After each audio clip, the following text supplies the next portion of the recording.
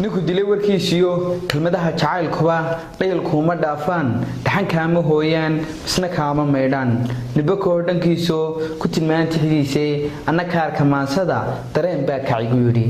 kolkaasaan haleeloon kuhashada abuuree sokaleeshan may dhicin inaan kaale erayada kanadiidsiduu yidhi kor u qaada garashada anse laygu koonkohay kama ledin xanuunko kurbadiisu imadayn kululaase kulula ma ogaan kalgacalo laygu soo kabeeyaa kululaase kulula ushu sow kumay dhicin meel aan kaba hadhigay ileen kaar ma waaye ka badbaaday kiishado korka layga sulilaa anse aragga kaashaday laygu kuurgalaayo ka carraabay taallada kaashaday dareenko kolay sidii adduunyada ka dhaqaaqadoo nool kolay sidii naftaydaay makunbaad ka tegaysaa kolay sidii kabaalaha waxa loo kabkabayaa ninaan kowsan caashaqa ka xuloo haweenkani mid kaleeta daydayo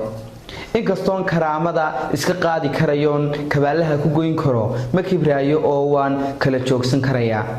afkii aan kuniyo kow ku ammaanay muugoyn oo waa kan sii jira bal haddaba kaleeyow aan kooba maansada oon kaarka beentiyo ka dhaqaaja dhiilada dadku waa kireeye kaska aanu baadhe fariintaydan kiishe ruuxaan ka shaydiyo siiye kaalmadaydii kol hadduu koloo faray kuma nicin xumaantee kol hadduu qof laasimay iga tegay kalkaygii una tegay qof kaamila qofkii kaba marbaan heli ikoolkooliyaan heli sida ka aha nuurkiyo iftin koobsadaan noqon haddaan koonkan joogee midaan kaalin geliyay kalinimo ka dheerow